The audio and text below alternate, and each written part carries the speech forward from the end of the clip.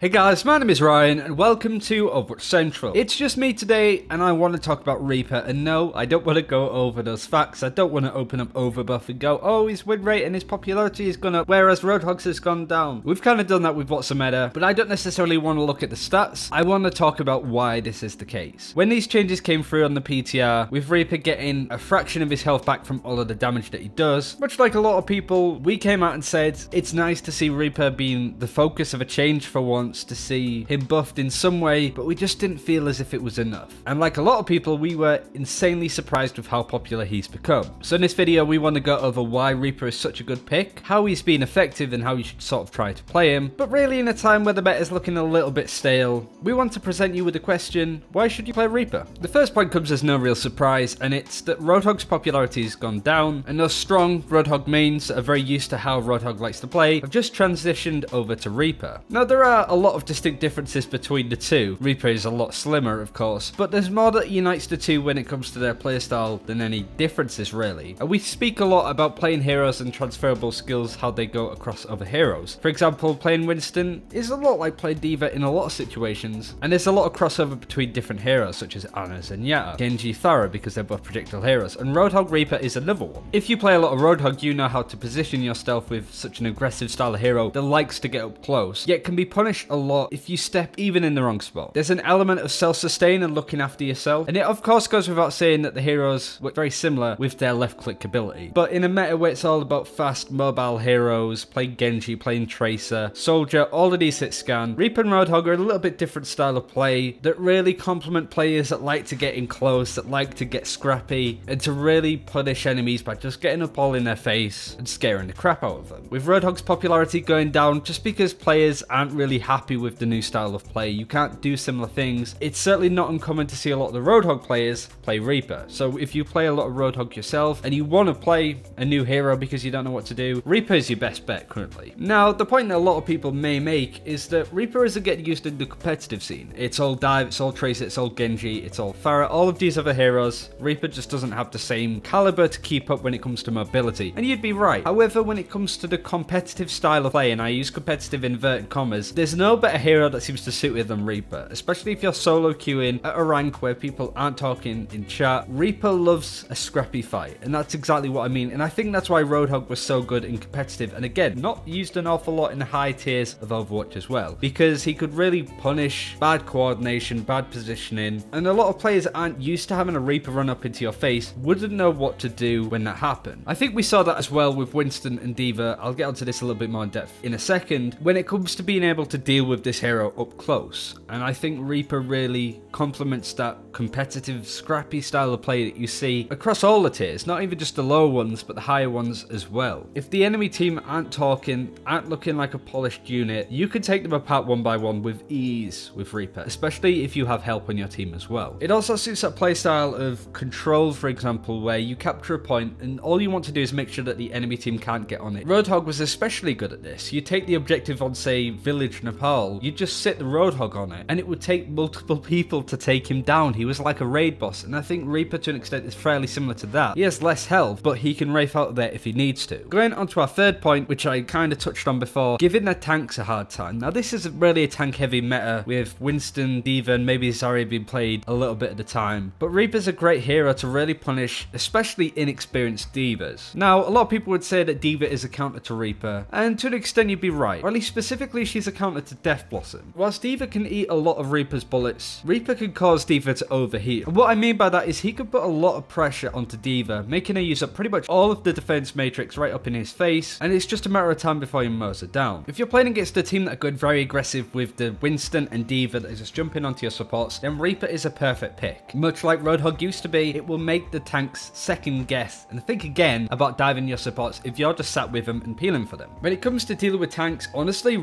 there's no better person than Reaper. That's his job. I think there are some outlying flaws when it comes to Reaper. They still need fixing. I think his teleport ability is next to useless, for example. But I don't think anybody expected this reiteration of Reaper to be so interesting. But the main point of all of this, why he's so popular right now, that he's just a breath of fresh air and incredibly fun to play. As I kind of spoke about a little bit, the meta's a little bit stale right now. Whilst it's dive and it's a much more aggressive, coordinated, faster tempo meta than, say, triple tank, we're in this position again where some heroes are becoming absolute must picks and you can't run without them. And the change to Reaper has brought back a hero that a lot of people liked to play. It's kind of like Pyro in Team Fortress 2, that he was a completely different style of playing aggressively, but really suited the way that some people played. And I think that's why we saw a lot of people gravitate to Roadhog especially, because no hero could frag out as much as he could.